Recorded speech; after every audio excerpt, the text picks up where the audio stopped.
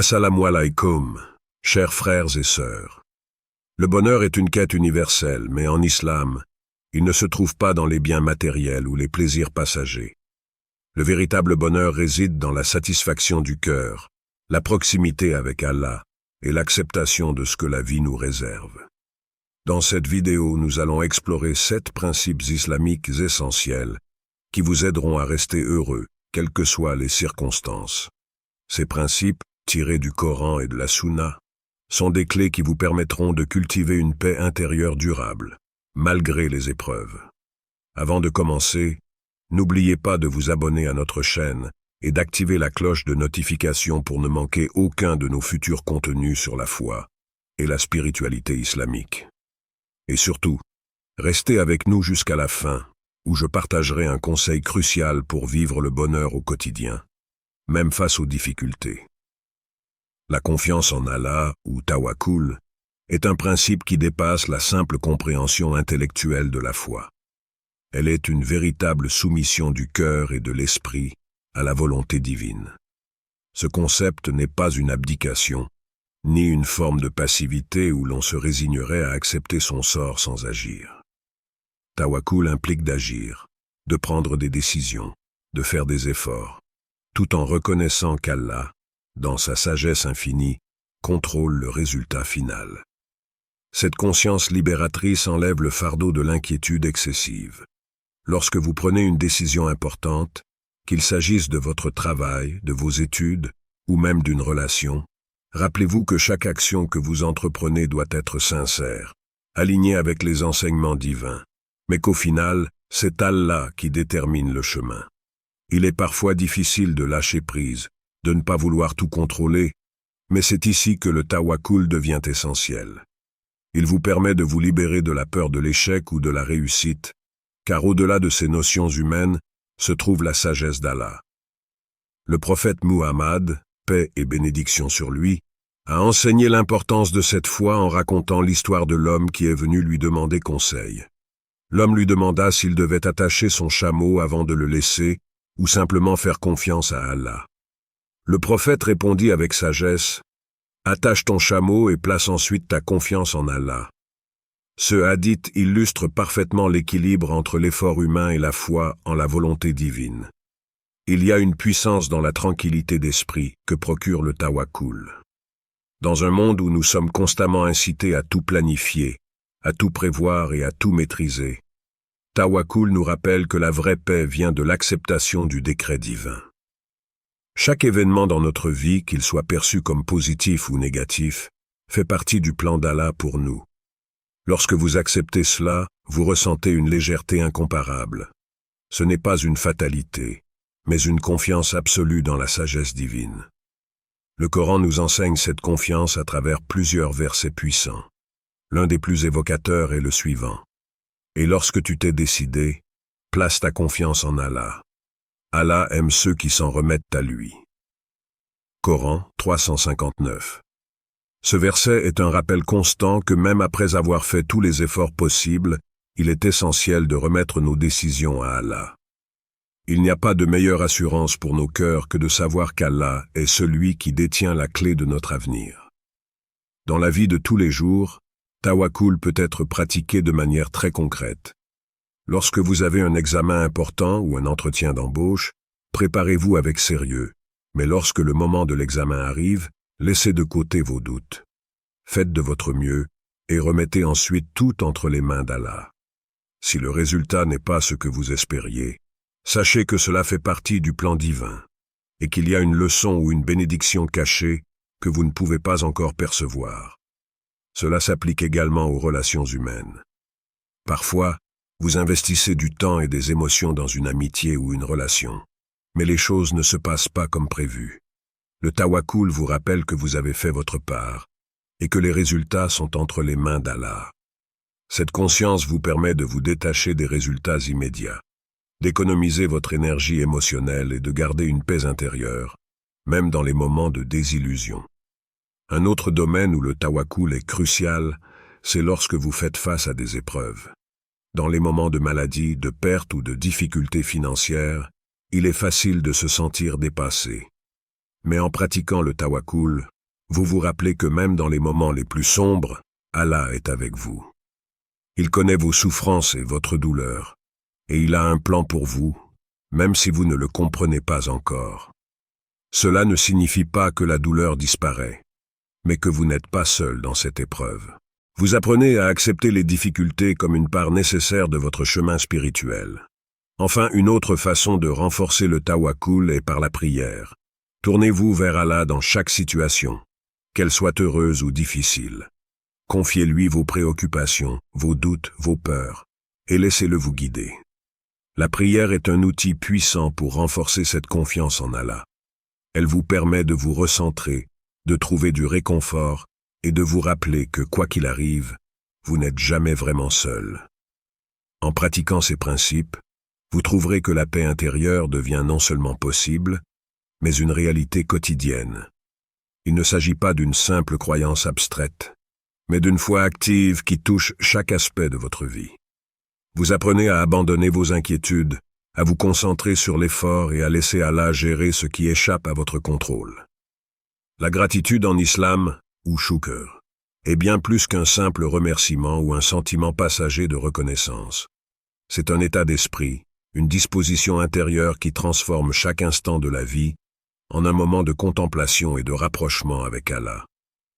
La gratitude ne se limite pas à la reconnaissance des grandes bénédictions visibles, mais s'étend à chaque petite chose que l'on peut trop souvent prendre pour acquise. À travers shukr, le croyant adopte une vision de la vie où chaque moment, chaque souffle, est perçu comme un cadeau d'Allah. Et cette perception change radicalement la manière de vivre les épreuves, les réussites et même les pertes. Le prophète Muhammad, paix et bénédiction sur lui, a montré l'exemple parfait de la gratitude. Même dans les moments où les difficultés semblaient insurmontables, il ne cessait de remercier Allah pour chaque bienfait, aussi simple soit-il. À travers son comportement, il nous enseigne que la gratitude n'est pas conditionnée par l'absence de souffrance, mais qu'elle doit être constante, peu importe les circonstances. Ce qui nous amène à une question importante. Comment rester reconnaissant lorsque les défis s'accumulent, lorsque la douleur et l'incertitude font leur apparition dans nos vies? C'est justement dans ces moments d'épreuve que la vraie gratitude se révèle. Rester reconnaissant quand tout va bien est une chose, mais exprimer sa reconnaissance envers Allah alors que l'on traverse une tempête demande une foi profonde et une compréhension plus vaste du plan divin. La gratitude en islam est une attitude active, qui invite à chercher la sagesse dans chaque situation. Elle nous apprend à ne pas nous focaliser uniquement sur les aspects visibles de la vie, mais à développer une perspective plus spirituelle. Prenez un instant pour réfléchir à une épreuve que vous avez traversée. Peut-être que, sur le moment, elle vous semblait insurmontable. Pourtant, en y repensant, vous réalisez que cette épreuve a renforcé votre caractère, vous a appris une leçon précieuse, ou vous a rapproché d'Allah. Ce genre de réflexion illustre l'importance de la gratitude dans l'islam. Même au cœur de la difficulté, il y a des bénédictions cachées, des opportunités de grandir spirituellement, et des raisons d'être reconnaissant. Allah nous enseigne que chaque épreuve est une porte ouverte vers une récompense ou un apprentissage. Le Coran est riche de rappels à propos de la gratitude. Dans Sourate Ibrahim, Allah dit « Si vous êtes reconnaissant, je vous accorderai encore plus de bénédictions. » Coran 14:7. Ce verset résume à lui seul l'impact spirituel et tangible de la gratitude. En étant reconnaissant, non seulement vous reconnaissez les bienfaits d'Allah, mais vous ouvrez également la voie à davantage de bénédictions. C'est un cercle vertueux.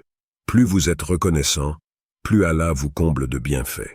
Il est facile de remercier Allah pour les grandes bénédictions, la famille, la santé, les réussites.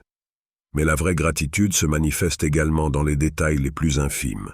Un rayon de soleil, une tasse de thé chaud, un sourire partagé. Ces moments simples que l'on vit quotidiennement sont autant de raisons de dire Alhamdulillah, louange à Allah. Être attentif à ces petites bénédictions nous aide à réajuster notre vision du monde. Lorsque vous commencez à vous concentrer sur ce que vous avez, plutôt que sur ce qui vous manque, votre cœur s'ouvre à un bonheur plus profond et plus durable. Cette attitude change radicalement la manière dont vous percevez la vie. Vous ne vous concentrez plus uniquement sur ce que vous souhaitez ou ce que vous attendez de la vie, mais sur ce que vous avez déjà. En pratiquant cette forme de gratitude active, vous vous rapprochez de la paix intérieure et vous renforcez votre lien avec Allah. L'une des méthodes les plus efficaces pour cultiver la gratitude est de développer des habitudes quotidiennes qui vous rappellent les bienfaits d'Allah. Voici quelques suggestions pratiques pour intégrer la shukr dans votre quotidien. Prenez un moment chaque jour pour remercier Allah pour 3 bénédictions. Cela peut se faire le matin au réveil ou le soir avant de dormir. Le simple fait de réfléchir à ces 3 choses pour lesquelles vous êtes reconnaissant transforme votre état d'esprit. Il peut s'agir de petites choses comme un bon repas ou des moments plus significatifs comme une prière bien accomplie. Le but est de se focaliser sur ce que vous avez et non sur ce qui vous manque. Tenez un journal de gratitude. Chaque soir, notez 3 à 5 choses pour lesquelles vous êtes reconnaissant. Ce journal devient une source de réconfort dans les moments difficiles, car il vous rappelle que, même dans les pires jours, il y a toujours des raisons de dire Alhamdulillah. En plus, cela vous permet de voir votre progression dans la foi et de mesurer les innombrables bénédictions qu'Allah vous accorde. Exprimez votre gratitude aux autres.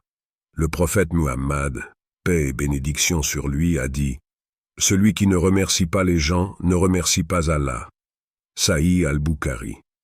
Remerciez les personnes autour de vous pour leurs actions, leur aide, ou même simplement leur présence.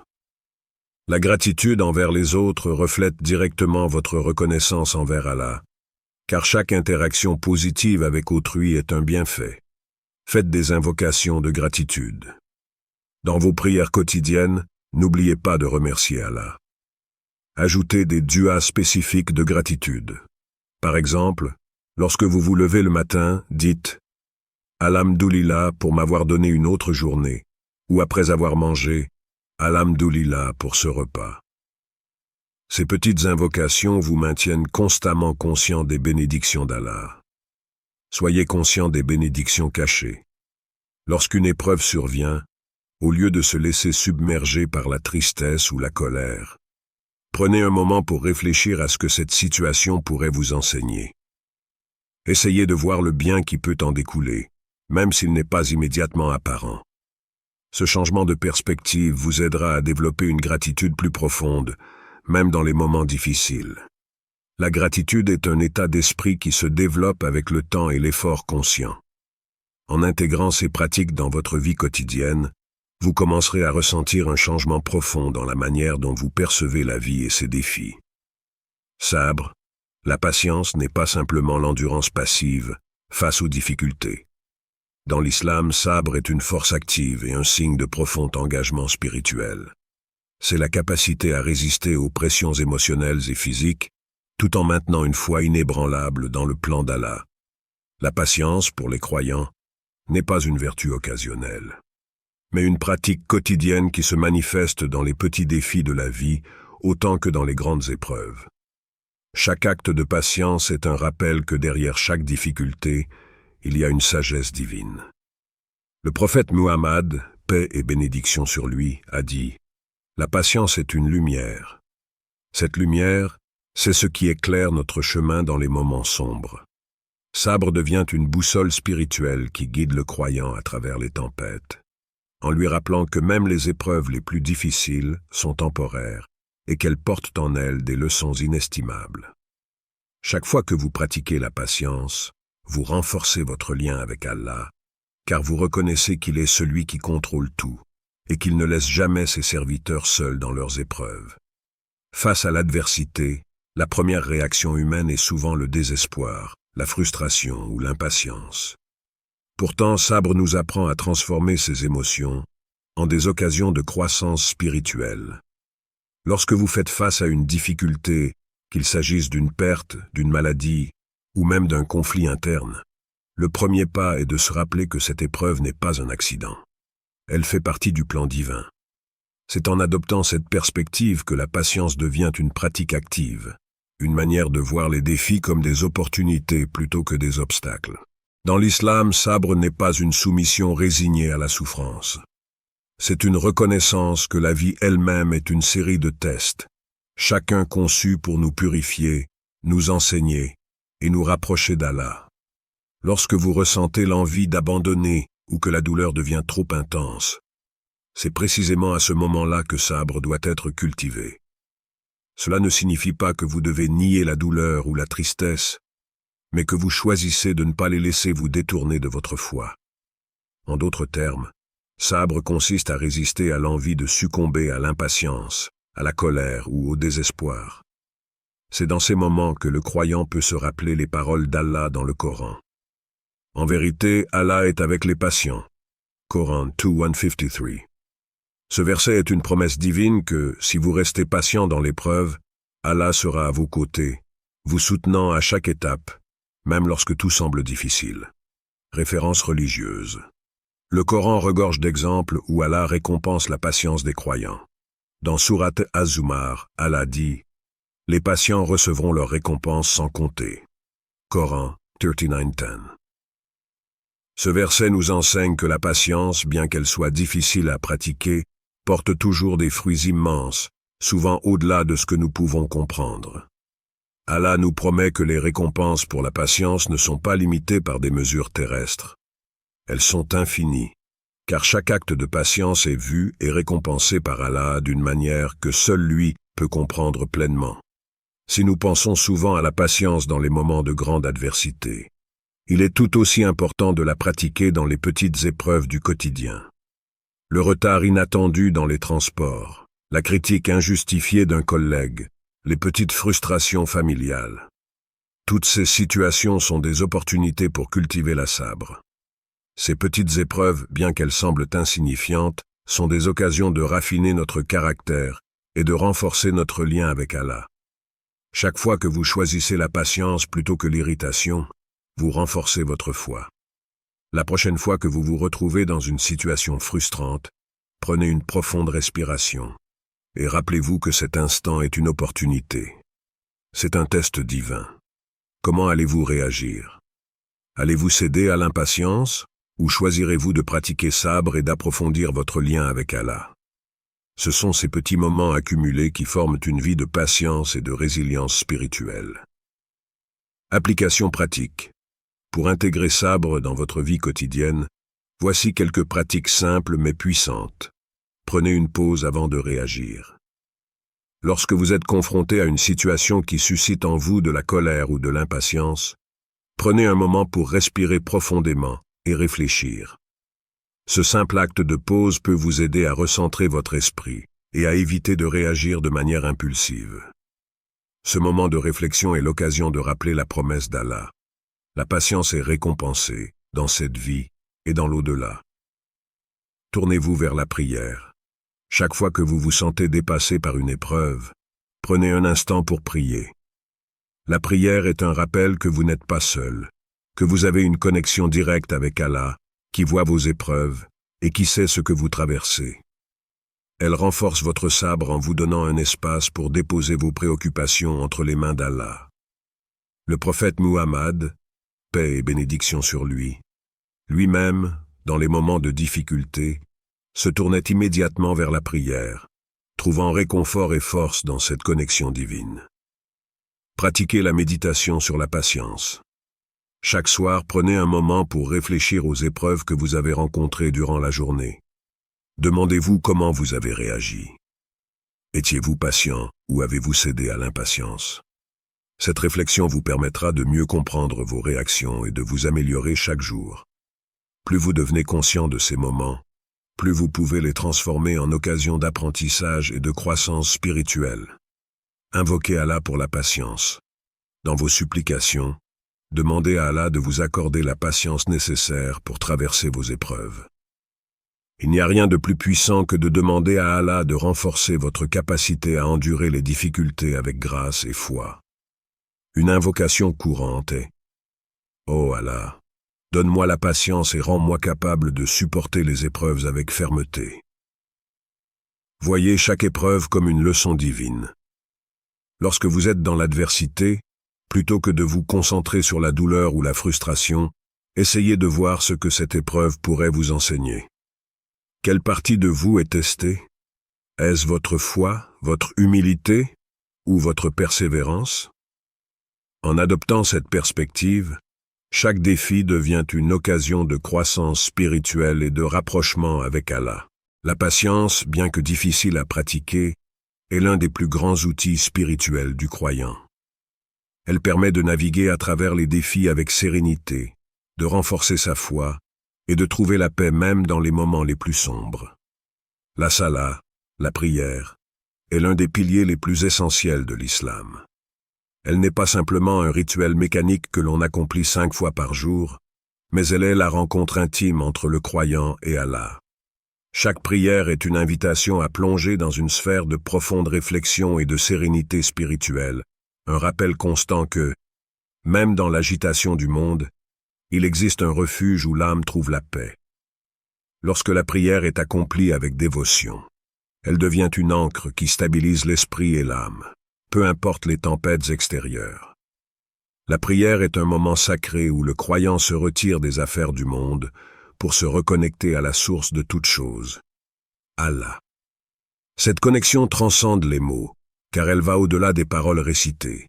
La salat est un acte d'adoration qui combine les gestes du corps avec la soumission du cœur, formant ainsi une harmonie parfaite entre l'esprit, l'âme et le corps. C'est un instant où le croyant met de côté ses préoccupations, ses angoisses et ses distractions pour se présenter humblement devant Allah, le Créateur des mondes. Il est impossible d'exagérer l'importance de la prière, surtout dans les moments de détresse ou d'incertitude. Lorsque les difficultés s'accumulent et que le poids des épreuves semble insupportable, la prière devient un refuge. C'est là que le croyant trouve la paix et le réconfort, car il sait qu'en se prosternant devant Allah, il place ses soucis entre les mains de celui qui contrôle tout. La prière n'efface pas les épreuves, mais elle permet de les traverser avec force et sérénité. Prenez un moment pour réfléchir à ces moments où vous vous êtes senti submergé par des émotions négatives, comme l'anxiété ou la tristesse. Vous avez probablement constaté que ces sentiments étaient exacerbés par l'absence de calme intérieur. C'est dans ces instants que la prière offre un apaisement immédiat. Lorsque vous posez votre front sur le sol dans la soumission totale, vous ressentez une paix indescriptible. Salat n'est pas simplement une obligation, mais une invitation divine à déposer vos fardeaux, à vous abandonner à Allah et à accepter que, peu importe la gravité des événements, tout est sous son contrôle. Le Coran nous enseigne l'importance de chercher du réconfort à travers la patience et la prière. Cherchez secours dans la patience et la prière. Coran 2,45. Ce verset est une lumière pour chaque croyant. Il nous rappelle que, dans les moments de difficulté, au lieu de sombrer dans le désespoir, nous devons nous tourner vers la prière. Allah sait que la vie est parsemée d'épreuves, et il nous a donné la prière comme un moyen de trouver du soutien spirituel et une force intérieure face à ces épreuves. Il n'est pas nécessaire d'attendre que les difficultés frappent pour prier. La prière régulière prépare le cœur à affronter les défis avec plus de patience et de foi. La prière n'est pas seulement un acte spirituel, mais aussi une discipline qui régule la journée du croyant. À travers les 5 prières quotidiennes, la journée est ponctuée de moments de ressourcement spirituel. Dans une société moderne qui valorise la vitesse, l'efficacité et la productivité, la prière nous rappelle de ralentir.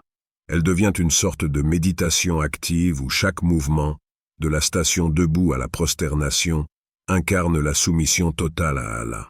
Chaque étape de la prière a une signification spirituelle profonde. Le takbir, la déclaration de la grandeur d'Allah, vous rappelle que rien n'est plus grand qu'Allah, que toutes vos préoccupations sont petites en comparaison à sa majesté. Le ruku, l'inclinaison, est une expression d'humilité, où vous vous soumettez non seulement physiquement, mais aussi spirituellement. Et enfin, la sujud, la prosternation, est l'acte d'adoration le plus élevé, car c'est à ce moment que vous êtes le plus proche d'Allah. En répétant ces gestes avec sincérité, vous réalisez que la prière est bien plus qu'un simple acte religieux. C'est un chemin vers la paix intérieure. Application pratique. Pour que la prière devienne une source réelle de réconfort et de paix, elle doit être accomplie avec une intention pure et un cœur concentré. Voici quelques conseils pratiques pour maximiser l'impact de votre salat sur votre spiritualité et votre bien-être. Créez un espace dédié à la prière. Trouvez un endroit calme dans votre maison, libre de distractions. Cet espace doit être propre, serein et propice à la concentration. En vous habituant à prier dans un lieu précis, votre esprit se conditionne à se calmer et à se concentrer dès que vous y entrez. Préparez-vous mentalement avant de prier. Avant de commencer la prière, prenez quelques instants pour vous recueillir. Respirez profondément, détendez votre esprit et réfléchissez à la signification des paroles que vous allez réciter. Ce moment de pause avant la prière vous permet de vous recentrer et de mieux vous concentrer sur Allah. Récitez les versets avec dévotion. Il est facile de tomber dans la routine et de réciter les paroles de la prière de manière automatique.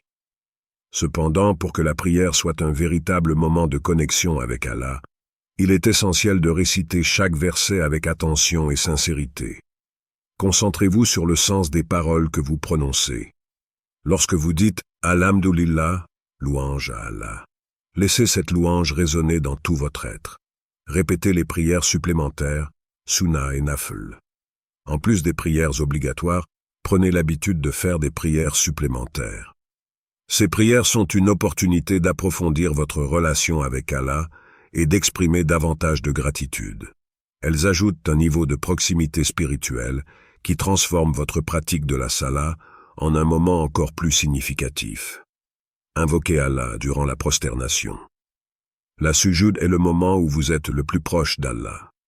Profitez de cette proximité pour invoquer Allah avec sincérité. Demandez-lui tout ce dont vous avez besoin. Exprimez vos peurs, vos espoirs et vos désirs les plus profonds. C'est dans cette position humble que vous ressentirez le plus intensément sa présence et sa miséricorde. Priez en communauté. Lorsque vous en avez l'occasion, priez en groupe ou à la mosquée. La prière en congrégation est une manière d'unir vos prières à celles de la communauté, renforçant ainsi le sentiment de fraternité et d'appartenance. En partageant ces moments d'adoration avec d'autres croyants, vous renforcez votre foi et puisez une énergie collective qui élève votre spiritualité.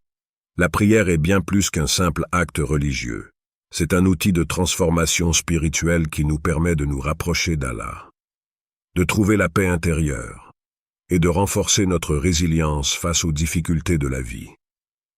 En accomplissant la prière avec concentration, sincérité et dévotion, vous ressentirez une connexion divine qui transcende les mots et les gestes, apportant une sérénité profonde à chaque instant de votre vie. Le concept de Ummah, ou communauté, est fondamental dans l'islam. Il dépasse les liens de sang ou les relations de proximité géographique pour englober une fraternité spirituelle globale. Chaque croyant, où qu'il se trouve dans le monde, fait partie de cette grande famille spirituelle, unie par la foi en Allah et la soumission à ses commandements. L'idée même de la Ummah renforce l'importance du soutien mutuel, de la compassion et de l'unité dans la vie d'un musulman. Dans une société qui valorise de plus en plus l'individualisme, l'islam nous rappelle que notre véritable force réside dans notre capacité à nous unir et à prendre soin les uns des autres. Lorsque nous réfléchissons à la Ummah, il ne s'agit pas seulement d'une vague idée de solidarité théorique, mais d'une réalité tangible qui se manifeste dans la vie quotidienne. À chaque prière en congrégation, à chaque acte de charité ou de soutien envers un frère ou une sœur, c'est la Ummah qui prend forme. Ce réseau de soutien mutuel, qu'il soit émotionnel, spirituel ou matériel, est essentiel pour maintenir la stabilité émotionnelle et spirituelle de chaque membre. La communauté n'est pas seulement un groupe d'individus qui vivent ensemble. Elle est un organisme vivant, où chaque croyant joue un rôle vital dans le bien-être collectif. La force de la communauté dans l'adversité. L'islam enseigne que les croyants sont comme un corps unique. Si une partie du corps souffre, c'est tout le corps qui ressent la douleur. Cette métaphore puissante illustre l'interdépendance au sein de la Ummah. Lorsque l'un d'entre nous traverse une épreuve, il n'est jamais seul. Il y a toujours une communauté de croyants prête à offrir un soutien moral, émotionnel et parfois même matériel. L'un des plus grands bienfaits de la communauté islamique est cette solidarité naturelle qui se manifeste dès que l'un de ses membres est en difficulté. Si vous prenez un instant pour réfléchir à vos moments les plus difficiles, il est probable que vous vous souveniez de l'impact positif qu'une main tendue, une parole réconfortante ou un acte de générosité a eu sur vous. Peut-être qu'un frère vous a invité à prier avec lui lorsque vous vous sentiez perdu, ou qu'une sœur vous a rappelé de rester patient en vous offrant son soutien inconditionnel. C'est cela la puissance de la Houmma, l'assurance que, quoi qu'il arrive, vous n'êtes jamais seul. Dans un hadith, le prophète Muhammad, paix et bénédiction sur lui, a dit « Le croyant pour le croyant est comme un bâtiment dont les briques se soutiennent mutuellement. » Sahih al-Bukhari. Cette image illustre parfaitement l'idée que sans le soutien de l'autre, la structure s'effondre. Chacun a besoin de l'autre pour rester fort et debout. Le soutien mutuel n'est donc pas simplement un acte de charité, mais une nécessité spirituelle qui permet à chacun de renforcer sa foi et de rester ferme dans sa pratique religieuse. Référence religieuse, le Coran nous rappelle cette fraternité sacrée qui lie les croyants. Les croyants ne sont que des frères. Coran 49:10. Ce verset souligne que la fraternité dans l'islam va au-delà des liens de parenté ou des relations sociales conventionnelles. Elle est un lien spirituel profond, un engagement envers Allah et les uns envers les autres. En tant que croyants, nous avons l'obligation de prendre soin les uns des autres, de nous soutenir dans les moments de bonheur comme dans les moments de tristesse. C'est dans cette fraternité que réside une partie essentielle de notre force spirituelle. Les bienfaits spirituels du soutien mutuel. L'un des plus grands bienfaits de la communauté est qu'elle nous aide à maintenir notre foi. Il est plus facile de rester sur le droit chemin lorsque vous êtes entouré de personnes qui partagent vos valeurs et vos croyances. La prière en congrégation, les cercles d'études islamiques ou même les discussions informelles avec d'autres musulmans renforcent non seulement vos connaissances, mais aussi votre engagement envers la pratique de la foi. La Houmma est une source constante de rappel, d'encouragement et de réconfort. Elle nous rappelle que nous faisons partie d'un tout plus grand que nous-mêmes. Lorsque vous traversez des moments de doute ou de faiblesse, ce sont souvent les membres de votre communauté qui vous soutiennent et vous ramènent vers Allah. La solidarité islamique ne se limite pas à des actes matériels, elle englobe également l'aide spirituelle. Un simple rappel de la foi, une invitation à participer à une prière collective ou à un événement religieux peut raviver la foi d'un croyant et l'aider à surmonter ses doutes. En retour, chaque croyant a la responsabilité de veiller à la solidité spirituelle de ses frères et sœurs. L'islam nous enseigne que nous ne pouvons pas être égoïstes dans notre foi. Chaque croyant est un maillon dans la chaîne de la Houmma. Application pratique. Pour participer activement à la vie de la Houmma, voici quelques suggestions pratiques qui vous permettront non seulement de renforcer votre foi, mais aussi de contribuer au bien-être des autres. Participez aux activités de la mosquée. La mosquée est le centre spirituel et social de la communauté. Assistez régulièrement aux prières collectives, aux cours et aux événements organisés par votre mosquée.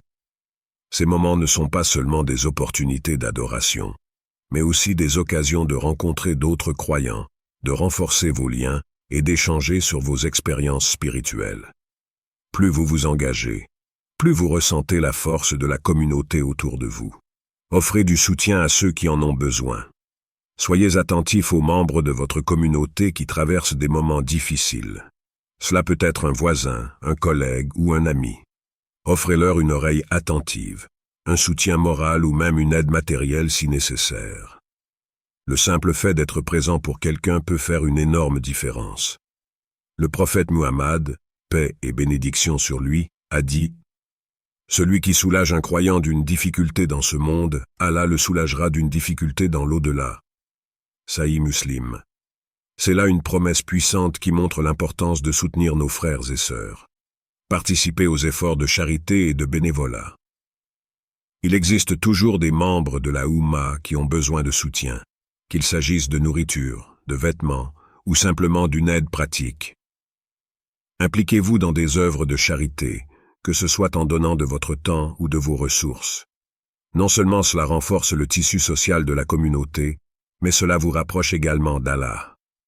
Le Coran nous rappelle que les œuvres de charité sont comme une graine qui multiplie ses fruits. Créez des cercles d'études ou rejoignez-les. L'apprentissage en groupe est une manière puissante de renforcer la foi. En organisant des cercles de discussion ou en rejoignant ceux qui existent déjà, vous pouvez partager des connaissances, poser des questions et explorer ensemble les enseignements de l'islam. Ces moments d'échange renforcent non seulement votre propre compréhension, mais aussi celle des autres. Montrez de la gentillesse dans les petites actions. Chaque interaction est une opportunité de contribuer à la solidité de la communauté. Un sourire, une salutation chaleureuse, ou un acte de gentillesse peut sembler anodin, mais ces gestes renforcent les liens et créent un environnement de bienveillance. Le prophète Muhammad, paix et bénédiction sur lui, a dit « Ne sous-estimez aucun bienfait, même le fait de rencontrer votre frère avec un visage souriant. » Sahih Muslim. La Oumma est une force invisible mais puissante qui soutient chaque croyant. En participant activement à la vie de la communauté et en apportant votre soutien aux autres, vous ne faites pas seulement du bien autour de vous. Vous renforcez également votre propre foi et votre lien avec Allah. Dans l'islam, la quête de la connaissance, ou ilm, n'est pas simplement un moyen d'acquérir des informations ou des compétences techniques. C'est un voyage sacré vers la lumière divine. L'importance de la connaissance dépasse largement l'acquisition intellectuelle. Elle touche à l'essence même de l'être humain, à son développement spirituel et à sa relation avec Allah. Le savoir est un phare qui éclaire le cœur du croyant, guidant chaque action et pensée. Cette recherche constante de ilm est essentielle pour s'épanouir pleinement, car elle offre une compréhension plus profonde de soi-même, du monde et du Créateur. L'islam incite les croyants à ne jamais cesser d'apprendre, à chercher constamment à améliorer leur compréhension du monde, de la foi et des enseignements d'Allah. Cela ne signifie pas seulement apprendre par la lecture de livres ou par l'étude des sciences religieuses, mais aussi par l'observation du monde qui nous entoure, par les expériences vécues et par la réflexion profonde. Ce processus d'apprentissage est un moyen d'atteindre une meilleure version de soi-même, de purifier son cœur et de s'aligner davantage sur les principes spirituels qui gouvernent la vie islamique. La recherche de la connaissance est une forme d'adoration. Elle constitue un acte de dévotion envers Allah, car c'est à travers le savoir que le croyant devient capable de mieux comprendre et appliquer les enseignements divins dans sa vie quotidienne. C'est un moyen de se rapprocher de l'essence du message de l'islam, de comprendre les subtilités de la foi, et de vivre une vie pleine de sagesse et de discernement. Référence religieuse. Le prophète Muhammad, paix et bénédiction sur lui, a dit « Celui qui emprunte un chemin pour rechercher la connaissance, Allah lui facilitera un chemin vers le paradis. » Sahih Muslim. Cette parole magnifique illustre le lien direct entre la quête de la connaissance et la récompense divine. Le savoir ne se limite pas à la compréhension théologique, mais englobe tous les aspects de la vie. Lorsque l'on cherche sincèrement à s'instruire, que ce soit dans les sciences religieuses, philosophiques, sociales, ou même dans les domaines de la science naturelle, Allah nous guide sur le chemin vers lui. Ce chemin vers le paradis n'est pas seulement une destination future, mais aussi une réalité présente. La connaissance nous permet de vivre une vie plus équilibrée, plus juste et plus alignée avec les valeurs divines. Application pratique. La recherche du savoir dans l'islam n'est pas un acte passif, mais un engagement constant dans la quête de l'illumination. Pour appliquer ce principe dans notre vie quotidienne, il est essentiel d'adopter une attitude d'apprentissage continu. L'islam encourage à ne jamais se contenter du minimum, mais à toujours chercher à approfondir sa compréhension. Cela peut commencer par la lecture régulière de livres islamiques, qu'il s'agisse du Coran, des hadiths ou des commentaires des savants. En étudiant les textes sacrés et les enseignements des grands érudits, nous pouvons renforcer notre foi et notre connexion avec Allah. Participer à des cours en ligne, écouter des conférences ou engager des discussions avec des personnes de savoir sont également des moyens efficaces d'élargir notre horizon. Cependant, l'apprentissage ne se limite pas seulement à l'étude formelle. L'observation du monde naturel, la contemplation des signes d'Allah dans l'univers et la réflexion sur nos propres expériences de vie font également partie intégrante de cette quête de Ilm. La nature elle-même, avec sa beauté et sa complexité, est un livre ouvert sur la grandeur du Créateur. Chaque instant vécu peut être un enseignement si nous sommes attentifs et ouverts à la connaissance. Dans la pratique quotidienne, cette quête de Ilm se traduit par des choix qui reflètent un désir sincère de comprendre et de s'améliorer.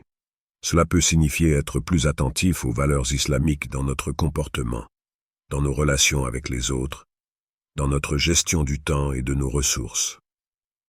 L'acquisition du savoir nous guide à être plus conscients de notre responsabilité envers Allah, envers les autres et envers nous-mêmes. En cultivant cette soif de connaissance, nous pouvons véritablement transformer notre vie, non seulement en tant qu'individu, mais aussi en tant que communauté, en enrichissant nos vies spirituellement et intellectuellement. Dans l'islam, le service envers autrui ou khaïr est non seulement une pratique vertueuse, mais une voie qui mène à une véritable satisfaction intérieure.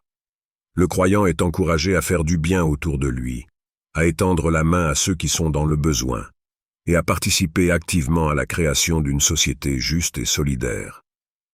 La bienveillance n'est pas simplement un acte occasionnel, mais une manière de vivre, un état d'esprit quotidien où chaque interaction humaine est vue comme une opportunité de faire le bien. L'islam enseigne que la véritable richesse ne réside pas dans l'accumulation de biens matériels, mais dans la capacité à partager et à offrir son temps, son énergie et ses ressources aux autres.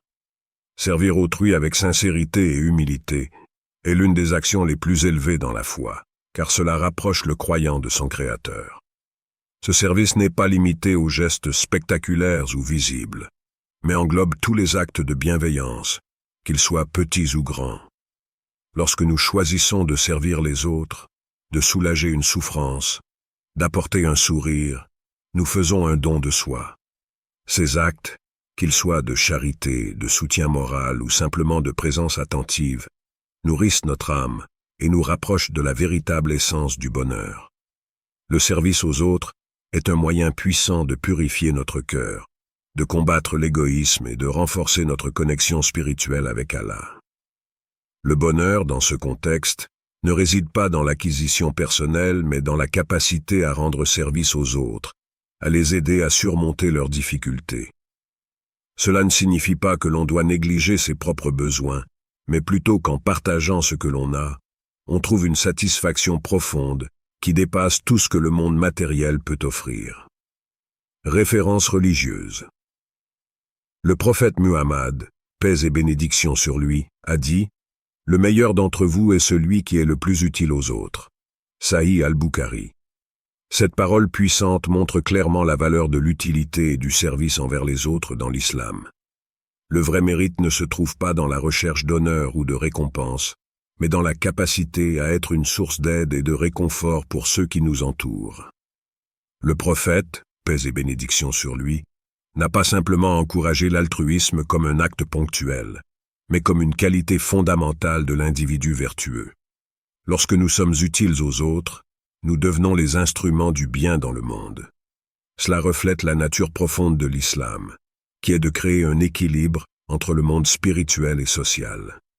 Le service envers les autres est donc un moyen d'attirer la miséricorde d'Allah et de se purifier intérieurement. Ce principe nous invite à repenser notre rôle dans la société et à voir chaque opportunité de servir comme une chance d'accomplir une grande œuvre spirituelle. Application pratique.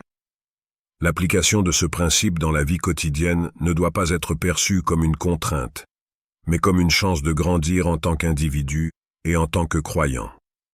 Offrir son temps, son énergie et ses ressources aux autres est une manière directe de manifester l'amour et la compassion prônés par l'islam.